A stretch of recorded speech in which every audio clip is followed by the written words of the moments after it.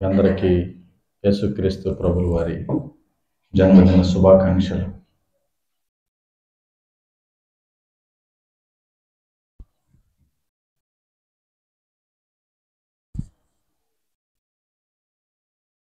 మత్తయి సువార్త 1వ అధ్యాయం.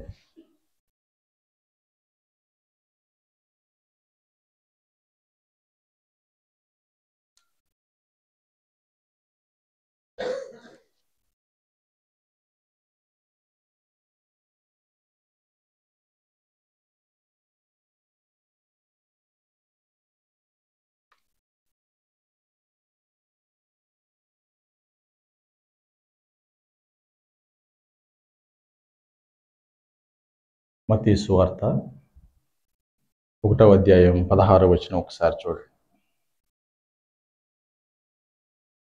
యాకోబు మరియా భర్త అయిన యోసేపును కనెను. ఆమె యందు క్రీస్తు అనబడిన యేసు పుట్టెను. లోకమంతా ఈరోజు క్రిస్మస్ జరుపుకుంటున్నారు. క్రిస్మస్ అంటే ఏమిటండి? ఎప్పుడన్నా అర్థం చూసారా? క్రిస్మస్ అంటే ఏమిటి? క్రీస్తు అంటే ఏమిటి? క్రీస్తు అంటే ఏమిటండి? అర్థం చెప్పండి. యేసుక్రీస్తు ప్రభు దేవుడు అంటాం కదా, అసలు క్రీస్తు అంటే ఏమిటి? క్రీస్తు అంటే అభిషేకింపబడినవాడు అని అర్థం. మాస్ అంటే ఆరాధన. అభిషేకింపబడిన వాడిని ఆరాధించటమే ఈ యొక్క క్రిస్మస్ యొక్క ఉద్దేశం. మరి క్రీస్తుని ఎవరు అభిషేకించారు? క్రీస్తును ఎందుకు అభిషేకించారు? అసలు ఒక వ్యక్తిని అభిషేకించాల్సిన సందర్భము ఎందుకు సంభవించింది? క్రీస్తుని అభిషేకించాల్సిన అవసరము ఏమిటి అని ఎప్పుడైనా ఆలోచించారా? ఒక వ్యక్తిని అభిషేకించాల్సిన అవసరం ఎందుకు వచ్చిందండి? ఎందుకంటే యేసు అంటే రక్షకుడు, క్రీస్తు అంటే అభిషేక్తుడు, అభిషేకింపబడినవాడు. రక్షించటానికి అభిషేకింపబడినవాడు యేసుక్రీస్తు. మరి ఏమి రక్షించటానికి అభిషేకింపబడ్డాడు? ఏమి రక్షించటానికి? ఈ లోకంలో ఏమైనా పశువులను అభిషేకించడానిక? జంతువులను అభిషేకించడానిక? మరి ఇంకేమైనా చేయటానికి దేవుణ్ణి ఎందుకు అభిషేకించారు? మానవులను రక్షించటానికి ఒక అభిషేక్తుడు కావాలి.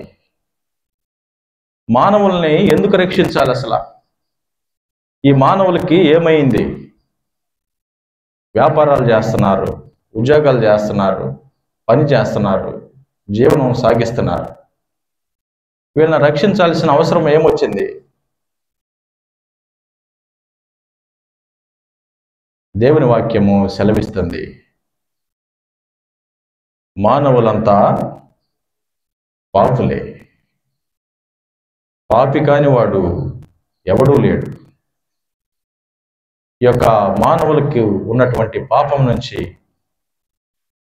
ఆ మానవుని వేరు చేయాలంటే, పాపి అయిన మానవుణ్ణి పవిత్రుడిగా చేయాలంటే, దేవునికి దూరస్తుడిగా ఉన్నటువంటి మానవుణ్ణి దేవునికి సమీపస్తుడిగా చేయాలంటే, ఒక మనిషి దేవుణ్ణి సమీపించాలంటే మనిషి పరిస్థితి సరిలేదు. ఒక మనిషి, పాపి అయిన మానవుడు దేవుణ్ణి సమీపించడానికి వీలు కలగటం లేదు. చీకటి వెలుగు కలిసి ఉంటాయండి. మరి చలి వేడి కలిసి ఉంటాయా? మరి ఆ విధముగానే పరిశుద్ధుడైనటువంటి దేవుడు, పాపి అయిన మానవులు కలిసి ఉండలేరు. అట్లాంటి సందర్భం ఒకటి వచ్చింది. ఆ యొక్క సందర్భాన్ని తీసివేయటానికి ఒక అభిషక్తుడు కావలసి వచ్చింది. అభిషక్తుడిని యేసుక్రీస్తు ప్రభువులు వారిని అభిషేకం చేసింది తండ్రి అయిన దేవుడు, యేసుక్రీస్తు ప్రభువే. దేవుడు 3 రూపాల్లో మనకి కనిపిస్తాడు. తండ్రి అయిన దేవునిగా యెహోవా అని రాయబడి ఉంటుంది పాత నిబంధన కాలంలో. కుమారుడైన యేసుక్రీస్తు ప్రభువులు ఈ కృపాకాలంలో పరిశుద్ధాత్మ దేవుడుగా మనకి కనిపిస్తాడు. తండ్రి అయిన దేవుడు యేసుక్రీస్తు ప్రభువుల వారిని అభిషేకించాడు. అభిషేకిస్తే మరి దేవుడు, పరలోక రాజ్యంలో నివాసం ఉండే దేవుడు ఒక్కసారి మనం బట్టలు వేసుకున్నట్టు, వస్త్రాలు ధరించినట్టు శరీరం ధరించాడని యెషయా గ్రంథంలో రాయబడి ఉంది. దేవునికి శరీరం ఉంటుందా? దేవునికి పుట్టుక ఉంటుందా? దేవునికి మరణం ఉంటుందా? దేవుడు అనే 3 అక్షరాలకి అర్థం ఏమిటి? ఎప్పుడైనా ఆలోచించారా? దేవుడు అనే 3 అక్షరాలకి మీరు ఏ భాషలోనైనా తీసుకోండి, ఏ నిఘంటువులోనైనా చూడండి, దేవుడు అంటే ఏమని ఉంటుందండి? Supreme being. సుప్రీం బీయింగ్ అంటే ఏంటండి? అందరికంటే అధికుడు, the creator of the universe, సర్వ సృష్టిని కలుగు చేసిన వాడు. మరి సర్వ సృష్టిని కలుగు చేసిన దేవుడు మరి మానవులకు జన్మించటం ఏమిటి? అది ఎలా కుదురుతుంది? దేవుడే సమస్తమును కలుగు చేస్తే, దృశ్యమైన వాటిని అదృశ్యమైన వాటిని దేవుడు కలుగు చేస్తే, మరి మానవులకు దేవుడు ఎలా జన్మిస్తాడు? ఎలా జన్మిస్తాడండి? మానవులు అనుకుంటున్నారు దేవుడు కూడా మానవుడు లాంటి వాడే అని భ్రమిస్తున్నారు. అని భ్రమించి వెర్రితనంతో పండగలు ఆచరిస్తున్నారు. ఇక్కడ రాయబడి ఉంది, యేసుక్రీస్తు ప్రభులు వారు ఏమని రాయబడి ఉందండి? అక్కడ ఏమని రాయబడింది? అక్కడ పుట్టేను అని రాయబడింది. చూడండి ఒకసారి, పైన వంశావళి ఉంది చూడండి. మానవులందరికీ కనెను కనెను కనెను కనెను, మనుషులకు మనుషులు పుడతారు. కానీ దేవుడు పుట్టాడు, ఏ ప్రమేయం లేదు. దేవునికి ఇష్టమైంది ఈ లోకంలోనికి రావటానికి ఒక మార్గాన్ని ఎంచుకున్నాడు. ఆ మార్గాన్ని ముందుగానే తెలియచేశాడు. కన్యక గర్భవతి అయి కుమారుని కనును, అతనికి ఇమ్మానుయేలును పేరు పెట్టుదురు అని యేసు ప్రభు పుట్టక ముందే చెప్పాడు. నేను పుడుతున్నాను, నేను దేవుడినై ఉన్నాను, సదాకాలము సమస్త మీద సర్వాధికారి అయినటువంటి నేనే మానవుడిగా వస్తున్నా అని ముందే అనౌన్స్మెంట్ ఇచ్చాడు. ముందుగానే తెలియచేయబడింది. ఆయన పుట్టాడు. పుట్టగానే జ్ఞానులు శాస్త్రులు బయలుదేరారు. శాస్త్రులు అంటే చదువుకున్నవారు. ఆనాడు పాత నిబంధన చదువుతూ ఉన్నారు. చూచారు, ఇదిగో నక్షత్రము సూచన, నజరేతులో యేసుక్రీస్తు పుట్టాడు అని బయలుదేరారు. అని వచ్చి ఏం చేశారండి?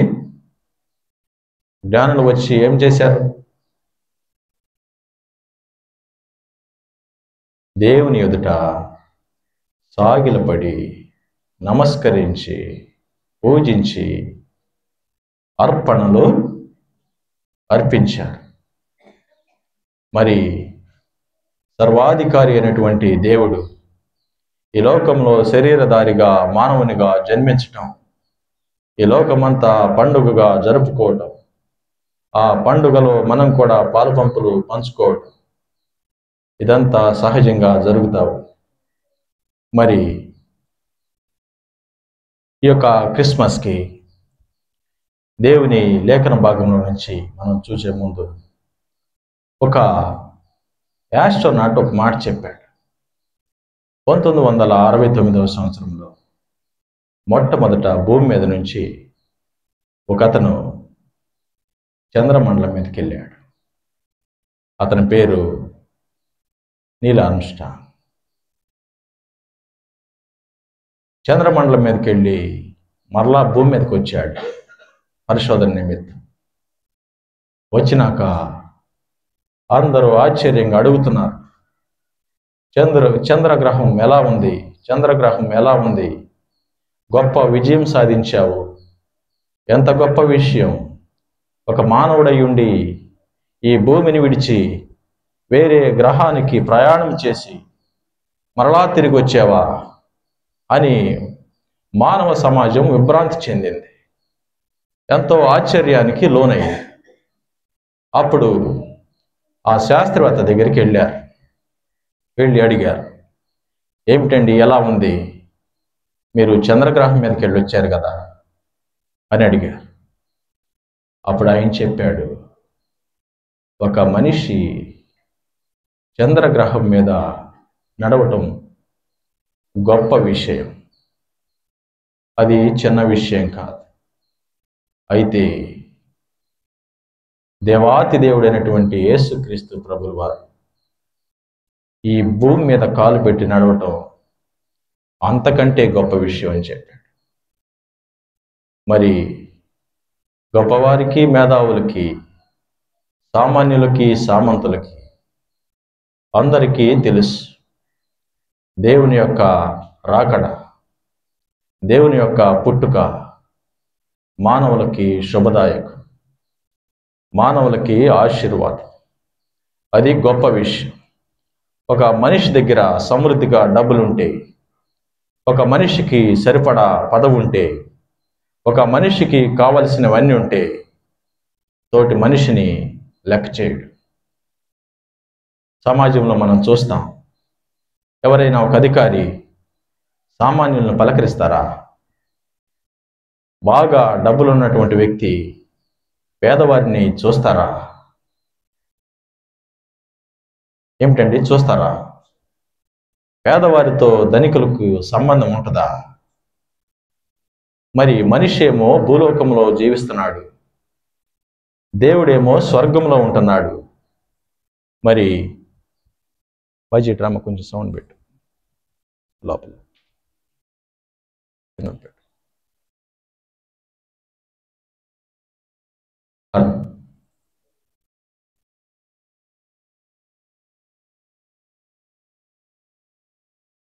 మనిషి ఏమో భూమి మీద జీవిస్తున్నాడు, దేవుడేమో స్వర్గవాసి. దేవునికి అంత అవసరం ఏమొచ్చిందండి?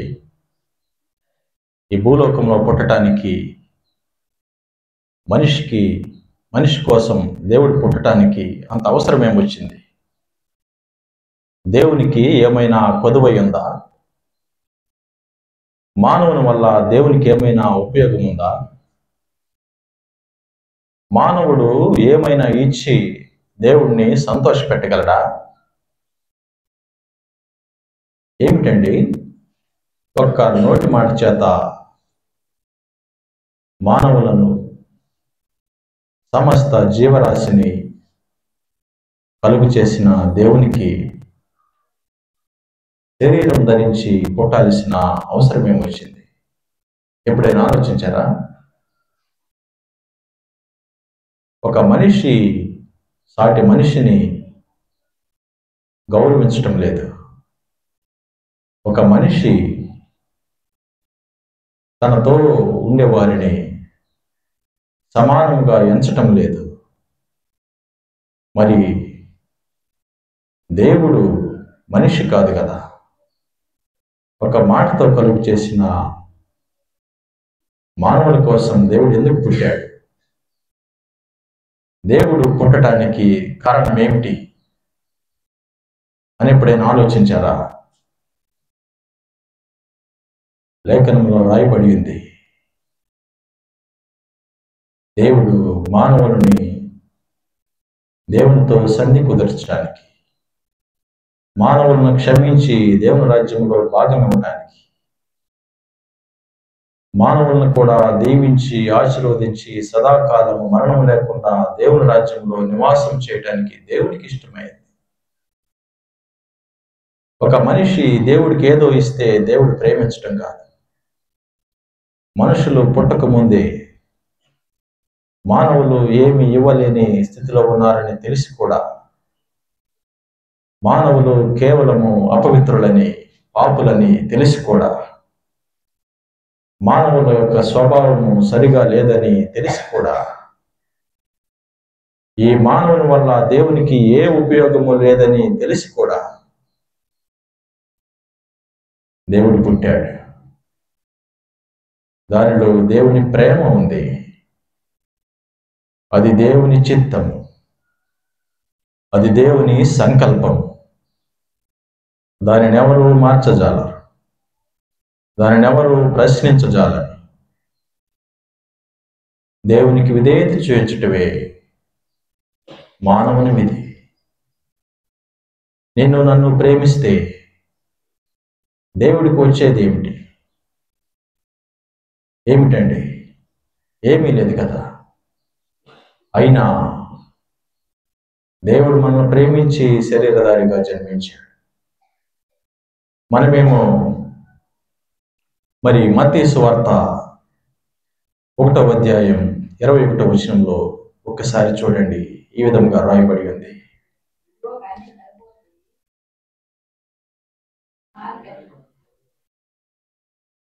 ఆమె ఒక కుమారుని కన్ను.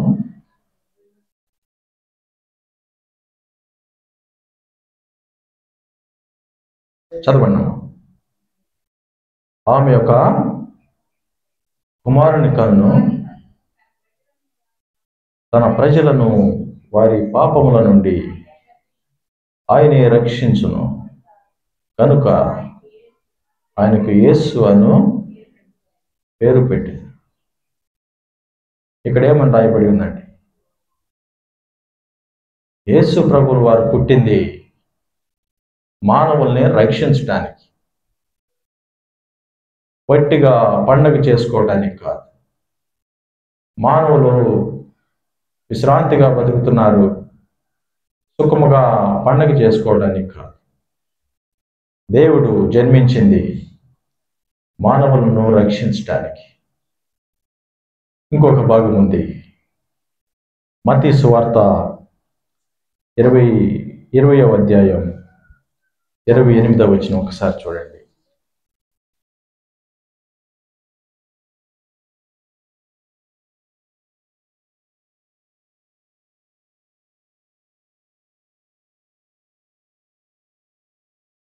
మనిషి కుమారుడు అనేకులకు ప్రతిగా విమోచన క్రయధనముగా తన ప్రాణమును ఇచ్చుటకు వచ్చారు.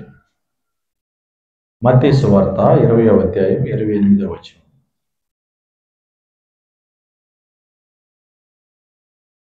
మనిషి కుమారుడు అనేకులకు ప్రతిగా విమోచన క్రయధనముగా తన ప్రాణమునిచ్చుటకు వచ్చెనని చెప్పారు. మొదటి అధ్యాయంలో రాయబడి ఉంది, మానవులను రక్షించడానికి దేవుడు జన్మించాడు. 20వ అధ్యాయంలో రాయబడి ఉంది, తన ప్రాణం ఇచ్చి రక్షించడానికి దేవుడు వచ్చాడని రాయబడి. అంటే దేవుడు ఎందుకు పుట్టాడో ఇక్కడ రాయబడి ఉంది. దేవుడు ఎందుకు పుట్టాడండి? దేవుడు ఎందుకు పుట్టాడు? దేవుడు చనిపోవడం కోసం పుట్టాడు. అక్కడ స్పష్టంగా రాయబడి ఉంది. 28వ వచనం ఒకసారి చూడండి మీరు. అనేకులకు ప్రతిగా విమోచన క్రయధనముగా తన ప్రాణమునిచ్చుటకు వచ్చింది. దేవుడు వచ్చిందే చనిపోవటానికి. మనకేమో సరిగా అర్థం కాదు. దేవుడు పుట్టాడని లాలిపాటలు పాడుతున్నారు, దేవుడు చచ్చిపోయాడని సంతాప సభలు పెడుతున్నారు, పెద్ద ప్రోగ్రామ్స్ చేస్తున్నారు. అసలు ఎందుకు పుట్టాడో తెలియదు, ఎందుకు జీవించాడో తెలియదు, ఏమి చెప్పాడో తెలియదు, ఎందుకు మరణించాడో తెలియదు. కానీ భక్తుల సమూహం, సంఘము, సమాజం, విశ్వాసులు, కానీ ఏమీ తెలియదు. ఇదేమిటండి? దేవుడు ఎందుకు పుట్టాడు? చనిపోవడం కోసమే దేవుడు పుట్టాడని రాయబడి ఉంది. మనమేమో దేవుడు పుట్టాడని క్రిస్మస్ ఈవ్ చేస్తున్నారు. యూరోప్ కంట్రీస్, అమెరికన్ కంట్రీస్లో క్రిస్మస్ ఈవ్ అని చేస్తారు. క్రిస్మస్కి ముందు రోజే మంచిగా ఆహారం సిద్ధం చేసుకుని స్నేహితుల్ని, బంధువుల్ని పిలిచి చక్కగా భోజనం చేసి మద్యం సేవించి పండుగ చేస్తారు. ఇంకేం చేస్తారండి? ఇక్కడ మంచిగా కేక్ తీసుకొచ్చి ప్రభువు పుట్టినరోజు అని కేక్ కట్ చేస్తారు. కేక్ కట్ చేస్తా దాని మీద క్యాండిల్స్ కూడా పెడుతున్నారు. క్యాండిల్స్ ఎందుకు పెడతారండి? బర్త్డేకి కేక్ మీద క్యాండిల్స్ పెడతారు కదా. ఎందుకు పెడతారు? ఎందుకు పెడతారండి? వయస్సు ఎంతైతే అన్ని క్యాండిల్స్ పెట్టి గ్లో ఆఫ్ చేస్తారు. నా జీవితంలో ఇన్ని సంవత్సరాలు గతించిపోయినాయి అని తెలియచేయడానికి క్యాండిల్స్ పెట్టి గ్లో ఆఫ్ చేస్తారు. అది మానవులు చేస్తారు. ఎందుకంటే మానవుల జీవితం, మానవ ఆయుష్, మానవుల వయస్సు పరిమితమైనది. మనుషులు ఎవరైనా కొద్ది కాలం జీవించి చనిపోతారు. అందుకని ఇన్ని సంవత్సరాలు బ్రతికాను, ఇన్ని సంవత్సరాలు అయిపోయి అని క్యాండిల్స్ ఆఫ్ చేస్తారు. మరి దేవుడంటేనే జీవాధిపతి కదా, దేవుడంటేనే మరణం లేనివాడు కదా, దేవుడంటేనే సదాకాలము జీవించేవాడు కదా. దేవుడికి ఎన్ని క్యాండిల్స్ పెడతారు? ఎన్ని క్యాండిల్స్ పెట్టాలండి? నిన్న తెనాల్లో చూశాను, రోడ్డు మీద సెమీ క్రిస్మస్ చేస్తున్నారు. క్యాండిల్స్ పెట్టి ఎవరినో రాజకీయ నాయకులను పిలిచి బ్లో ఆఫ్ చేసి కట్ చేశారు. అసలేమి మళ్ళీ పాస్టర్ గారేమో ప్రార్థన చేస్తున్నాడు. చెప్పే పాస్టర్ గారికి తెలియట్లేదు, సేవకుడికి, మరి నిర్వహించే నిర్వాహకులకి తెలియట్లా. దేవునికి వయస్సు ఉంటుందా? దేవునికి వయస్సు ఉంటుందండి? దేవుడు అంటేనే సదాకాలం జీవించేవాడు కదా. ఆయనకు ఆది అయినను అంతమైనను లేదు కదా అని లేఖనంలో రాయబడి ఉంది కదా. నీవు నేను ఎప్పుడు పుట్టేవయ్యా అంటే డేట్ ఆఫ్ బర్త్ చెప్తారు. కొద్ది కాలానికి మనం వెళ్ళిపోయినాక బ్యానర్లోనో లేకపోతే రాస్తారు ఎండింగ్ డేట్ కూడా. మరి దేవుడికి ప్రారంభం ఎప్పుడు అంటే ఏం చెప్తారు? ఇంత అజ్ఞానంగా బ్రతికే సమాజంలో నీవు నేనున్నావు. మరి క్రిస్మస్ అంటే కొత్త బట్టలు ధరించి బహుమానాలు ఒకరికొకరు ఇచ్చుకొని శుభాకాంక్షలు. నా ఫోన్ చూస్తే ఫోన్ నిండా క్రిస్మస్ శుభాకాంక్షలే. మరి చెప్పేవాడికి తెలియదు అనుకుంటున్నాను నేనైతే. మనం అందరికి చెప్పలేం కదా. శుభాకాంక్షలు మంచిదే, నీకేమో రక్షణ లేదు, మారు మనసు లేదు, దేవుడితో సహవాసమో లేదు, సంబంధమో లేదు. మరి కానీ శుభాకాంక్షలు అంటున్నాం. శుభం నీకా? వినేవాడికా? ఎవరికి శుభం? చెప్పే నీకు శుభం లేదు. మరి శుభం ఎవరికంటే అందరికి కాదు. క్రిస్మస్ శుభాకాంక్షలు అందరికి కాదు, కొందరికి. ఆ కొందరిలో నీవు నేను ఉన్నా. మరి ఆ కొందరిలో ఉన్నారంటే ఏం చేయాలండి? ఒక మనిషి కొందరిలో ఉండాలంటే ఏం చేయాలి? దేవుణ్ణి అంగీకరించాలి, నోటితో ఒప్పుకోవాలి, పాపక్షమాపణ పొంది బాప్తిస్మంలో సాక్ష్యం ఇచ్చి దేవుని ఆత్మ కలిగి జీవించాలి. మరి ఈరోజు మీ అందరికీ శుభాకాంక్షలు ఉన్నాయా? లేకపోతే శుభాకాంక్షలు బయటే ఉన్నారా?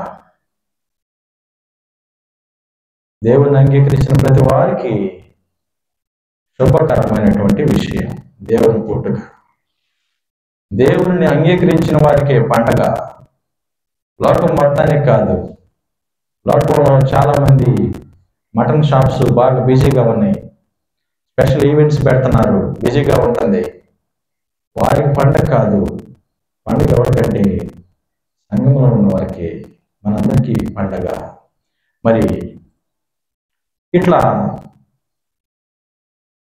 సమాజము తెలిసి తెలియకుండా దేవుని పుట్టుకున్న వేడుకగా జరిగిస్తున్నారు.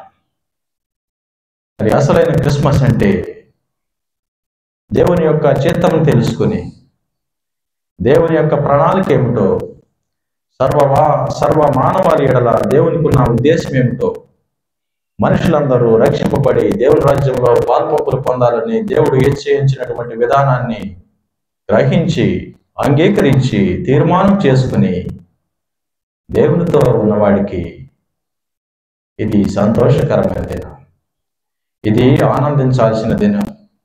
కొత్త బట్టలో నీవు నేను వేయాలి. ఎందుకంటే యేసు ప్రభు లోకం అందరి కోసం పుట్టాడు, కానీ అందరు అంగీకరించట్లా. వారికి అవసరం లేదన్నట్టు బ్రతుకుతున్నారు. మాకు అవసరం లేదనుకుంటున్నారు. కానీ కొద్ది మంది మాత్రం లోకంలో ఏ గుర్తింపు లేని వాళ్ళు, డబ్బులు లేనివారు, పదవులు లేనివారు, ఏ స్థాయి సామర్థ్యం లేనివారు, కొద్దిమంది బలహీనులు దేవుణ్ణి అంగీకరిస్తున్నారు. ఆ వారిలో నీవు నేను ఉన్నా. ఆ మాట దేవుని వాక్యంలో రాయబడి ఉంది. ధనవంతుడు పరలోక రాజ్యంలో ప్రవేశించుట కంటే ఒంటె సూది బెజ్జంలో ప్రవేశించుట సులభం. ధనవంతులు అంగీకరించట్లా దేవుని పుట్టుకను. చాలా మంది ప్రశ్నిస్తున్నారు, ఏమని? 25వ తారీఖే పుట్టాడా? ఏమైనా రుజువులు ఉన్నాయా? చూపించమంటున్నారు. మన దగ్గర ఏమైనా రుజువులు ఉన్నాయండి? బైబిల్ గ్రంథంలో ఏమైనా రుజువులు ఉన్నాయా? ఈరోజే యేసు ప్రభు వారు పుట్టారని, ఈరోజే దేవుని పుట్టుకను జ్ఞాపకం చేసుకోవాలని ఏమైనా రుజువులు ఇవ్వబడినాయా? ఏ రుజువు లేదు. అందుకని చాలామంది అపవాది సంబంధులు ద్వేషిస్తున్నారు, తృణీకరిస్తున్నారు. కానీ దేవుని పుట్టుకకు ఆధారాలు ఉన్నాయి, కానీ ఈరోజే పుట్టాడని ఆధారాలు లేవు. కొద్దిమంది చెప్తున్నారు, యేసు ప్రభువు వారు పుట్టినప్పుడు 9 రోజులకి ఆలయానికి తీసుకెళ్ళి మరి సర్కంసిషన్ చేయించారు. అక్కడ నమోదు చేయబడిందంట ఒక తారీఖు. ఆ తారీఖుని ట్రాన్స్లేట్ చేసి, అప్పుడు ఈ క్యాలెండర్ కాదు, గ్రెగారియన్ క్యాలెండర్ కాదు, అప్పుడు యూదయ క్యాలెండరు. అప్పుడు దాని ప్రకారం చూస్తే, ఆ కాలమాన ప్రకారం డిసెంబర్ 25 అని అప్పటి నుంచి ఈ విధంగా జరుపుకోవడం, జ్ఞాపకం చేసుకోవడం జరుగుతుంది. అయితే అది ఏ దినమైనా అవ్వచ్చు, దినంతో పని లేదు. ఇక్కడ పని ఏమిటంటే, దేవుణ్ణి ఎందుకు పుట్టాడు, నేను చేయాల్సిందేంటి అన్న విషయాన్ని తెలుసుకోవడమే మనం చేయాల్సినటువంటి విధి. ఒక వ్యక్తి ఉన్నాడు, ఒక పరీక్ష రాయటానికి పరీక్షా కేంద్రం దగ్గరికి వెళ్ళాడు. వెళ్ళి ఒక పెద్ద అనౌన్స్మెంట్ జరిగింది, పేపర్లో ఇచ్చారు, వార్తాపత్రికల్లో వార్తల్లో చెప్పేశారు. పరీక్షలో ఉత్తీర్ణులైన వారికి పెద్ద బహుమానం ప్రకటిస్తున్నాం అని రివార్డు ప్రకటించారు. మనుషులందరూ వెళ్ళారు. అందరికీ ఆహ్వానమే. ఎందరైతే ఈ యొక్క పరీక్షలో ఉత్తీర్ణులు అవుతారో, మరి పాల్పంపులు పంచుకుంటారో, వారందరికీ ఫలానా రివార్డు ఇస్తున్నాము అని ఒక అనౌన్స్మెంట్ జారీ చేశారు అనుకోండి. అనౌన్స్మెంట్ జారీ చేసినాక సమాజంలో మనుషులందరూ పరీక్షా కేంద్రం దగ్గరికి వెళ్ళారు. పరీక్షా కేంద్రం దగ్గరికి వెళ్ళి కొంతమంది ఏమో ఎగ్జామ్ రాయడానికి కావలసినవన్నీ తీసుకెళ్ళారు. Pen, pencil, scale, colour pens అన్నీ సిద్ధంగా వెళ్ళారు. కొంతమంది ఏమో పెన్ను లేకుండా వెళ్ళారు. పరీక్ష రాయటానికి కావలసినవి ఏమీ తీసుకెళ్ళకుండా వెళ్ళారు. పరీక్ష హాలు ముందుకెళ్ళారు. వెళ్ళినాక కొద్దిమంది అందరు కలిసి సంతోషాన్ని వ్యక్తం చేస్తున్నారు, సంబరాలు చేస్తున్నారు. ఏమనంటే, మాకు గొప్ప దాచబడిన ధనం ఇవ్వటానికి అనౌన్స్మెంట్ అయ్యింది, మేము ధన్యులమే, మాకు బహుమానం పొందటానికి మేము సిద్ధంగా ఉన్నాం, దేవుడు మాకు ఇచ్చేసాడు, ఆజ్ఞ జారీ చేశాడు అని అందరు కలిసి సంతోషిస్తున్నారు. సంతోషిస్తుంటే కొద్దిమంది దగ్గరేమో పరీక్ష రాయడానికి కావలసినటువంటివి లేవు, కొద్దిమంది దగ్గరేమో అన్నీ ఉన్నాయి. లోపలికి వెళ్ళారు. వెళ్ళినాక వెళ్ళక ముందేమో గేటు ముందే కేక్ కట్ చేస్తున్నారు. గేటు ముందే కొత్త బట్టలు వేసుకెళ్ళాడు ఎగ్జామ్కి. గేటు ముందే బహుమానాలు ఇచ్చుకోవటం, పలకరించుకోవటం, నవ్వటం అన్నీ సంతోషంగా వెళ్ళాడు. కానీ అతని దగ్గర ఆ యొక్క ఎగ్జామ్ కావలసినటువంటి మెటీరియల్ లేదు, పెన్ను లేదు. గేట్ తీశారు, అందరు లోపలికి వెళ్ళారు. ఇక లోపల రూమ్ దగ్గర ఇంకో గేట్ ఉంది. అక్కడ ఇన్విజిలేటర్ అన్నాడు, ఎవరి దగ్గర అయితే పెన్ను లేదో నువ్వు వచ్చి చేయటానికి ఏమి లేదు, ఇక్కడ పెన్ను లేకపోతే ఇక్కడ కూర్చోవటానికి అర్హత లేదు. రాయగలిగిన వారి, సిద్ధముగా వచ్చిన వారి ఈ యొక్క పరీక్షలో పాల్పంపులు పొందుతారు. సిద్ధపాటు సరిగా లేదు, నీకు కొత్త బట్టలు ఉన్నాయి, కేక్ తీసుకొచ్చావు, బహుమానాలు తీసుకున్నావు, బహుమానాలు ఇచ్చావు, బహుమానం పొందబోతున్నానని చెప్పావు, మరి అందరితో, కుటుంబంతో, స్నేహితులతో, ఎరుగుపరులతో అందరితో కలిసి వచ్చావు. కానీ నీ దగ్గర పెన్ను మాత్రం లేదు కనుక నువ్వు కూర్చుని చేయడానికి ఏమి లేదు బాబు, ఇక్కడి నుంచి నువ్వు బయటికి వెళ్ళిపోవచ్చు, నువ్వు వెళ్ళిపోవాల్సిందే అని చెప్పి ఇన్విజిలేటర్ చేయి పట్టుకుని బయటికి తీసుకొచ్చి సెక్యూరిటీకి అప్పగించాడు అనుకోండి.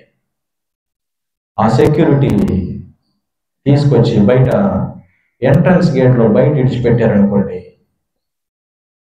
సిద్ధపాటుతో వెళ్ళిన వారికి పరీక్ష రాస్తాడు. సిద్ధపాటు పడి ఉంది కాబట్టి వారికి బహుమానము వస్తుంది. క్రిస్మస్ పండుగ అందరు చేస్తారు. దేవుడిని అంగీకరించిన వారు క్రిస్మస్ పండుగ చేస్తారు. అన్యులు కూడా శుభాకాంక్షలు చెప్తున్నారు. దేవుడు అంటే తెలియని వారు కూడా పండుగ జరుపుకుంటున్నారు. కానీ సిద్ధపాటు కొద్ది మందికి, బహుమానము కొద్ది మందికి. దేవుడు పుట్టింది కొద్దిమంది కోసమే. నువ్వు అంగీకరిస్తే నీ కోసమే ఈ క్రిస్మస్. దేవుణ్ణి అంగీకరించకపోతే నీవు సంఘంలో ఉంటావు కానీ, నువ్వు పరీక్ష హాల్ దగ్గరికి వస్తావు కానీ, క్రిస్మస్ అని బట్టలు ధరిస్తారు కానీ, క్రిస్మస్ అని ఇంకా పిండి వంటలు చేస్తారు కానీ, క్రిస్మస్ అని ఇంకా నువ్వు బహుమానాలు తీసుకుని ఇంకా ఆర్భాటంగా కానుకలు ఇచ్చి ఏవైనా చేయొచ్చు కానీ, ఆ క్రిస్మస్ నీకు మాత్రం కాదు. ఆ క్రిస్మస్లో పాలు పంపులు నీకు మాత్రము లేదు. మరి నీకు నాకు మనందరికీ పాలు పంపులు ఇవ్వటానికి దేవుడు ఏం చేశాడంటే మనకి రక్షణ ఇచ్చాడు. అందుకని దేవుడిని అంగీకరించిన వారు మాత్రమే ఇక్కడికి వచ్చారు. మీరు చూడండి, ఈ ఊర్లో జనాభా ఎంత అండి? మన గ్రామ జనాభా 300 మంది అయినా ఉంటారు. మరి నాకు సరిగ్గా తెలీదు. 600 అంట రాజశేఖర్ చెప్తున్నాడు.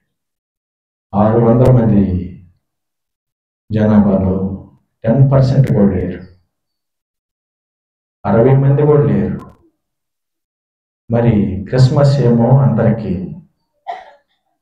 మరి శుభాకాంక్షలు అందరికీ, మంచి ఆహారం తినటము అందరికీ, మరి బహుమానాలు ఇచ్చి తీసుకోవటం, పండుగ జరిగించడం అందరికీ. కానీ నిజమైన క్రిస్మస్ దేవుడు పుట్టింది మనందరి కోసం కాదు. ఇక్కడికి వచ్చినటువంటి నీ కోసం, నా కోసమే. క్రిస్మస్ అంటే నీకు నాకే. అందరూ అనుకుంటున్నారు, భ్రమిస్తున్నారు, భ్రాంతి చెంది వారే మోసం చేసుకుంటున్నారు. వారికి తెలీదు క్రిస్మస్లో వారు లేరని. వారికి తెలీదు క్రిస్మస్ అంటే ఏంటో అని. మరి నీకు నాకు అటువంటి అవకాశం వచ్చింది. మరి అవకాశం వస్తే ఏం చేయాలండి? ఇప్పుడు ఏం చేయాలి మనం? క్రిస్మస్ మనకే అయితే ఏంటి? ఏం చేయాలి? క్రిస్మస్ మనకైతే ఏమిటండి? ఆ 5% పీపుల్ మనం ఉన్నాం పాపులేషన్లో. ఇప్పుడు ఏం చేయాలి? క్రిస్మస్ మన కోసమే. ఏం చేయాలి మనం? దేవుడు పుట్టినప్పుడు ఏం చేశాడండి? ఏం చేశాడు? ఆరాధించారు. అది గొప్ప శుభకరమైనటువంటి సందర్భం. దేవుని పుట్టుకను ఘనముగా ఎంచాలి. దేవుడు రాకడను ఆహ్వానించాలి. దేవుడు ఎందుకు వచ్చాడంటే రాయబడి ఉంది, మనుషులను క్షమించటానికి, మనుషుల నిమిత్తం తన ప్రాణాన్ని అర్పించటానికి. దేవుడు వట్టిగా పుట్టల. మానవులు పండగ చేసుకోవడానికి దేవుడు పుట్టల. దేవుడు పుట్టింది ఎందుకంటే సర్వ మానవాళికి రక్షణ అనుగ్రహించడానికి, మానవులందరికీ పాప క్షమాపణ అనుగ్రహించడానికి దేవుడు పుట్టాడు. మరి మనం ఏం చేయాలంటే దేవుడిని ఆరాధించాలి. దేవుడిని ఆరాధించడం అంటే ఏమైనా కానుకలు తీసుకురావడమా? దేవుడిని ఆరాధించడం అంటే పలహారం తీసుకురావడమా? దేవుడిని ఆరాధించడం అంటే మంచి పెర్ఫ్యూమ్ కొట్టుకుని చర్చికి రావడమా? దేవుడిని ఆరాధించడం అంటే మనల్ని మనం అలంకరించుకోవడమా? దేవుడిని ఆహ్వానించడం అంటే ఏమిటండి? దేవుడికి పెద్ద ఊరేగింపు పెట్టాలా? ఏం చేయాలి? దేవుడు లోకానికి వచ్చాడు. మానవులు ఏం చేయాలండి? ఏం చేయాలి? ఎప్పుడైనా ఆలోచించారా? మనస్సును గ్రహించాలి. మొదటగా ఆశ్చర్యం అనిపించటం లేదా? నేను చూస్తున్నాను సమాజంలో మనుషులకి ఆశ్చర్యంగా లేదు. ఇదేమిటో ఒక రోజు వచ్చి పోయినట్టుగా ఉంది. దేవుడు పుట్టడం ఏమిటండి అని ఆశ్చర్యం ఎప్పుడు ఎవరికైనా అనిపించిందా?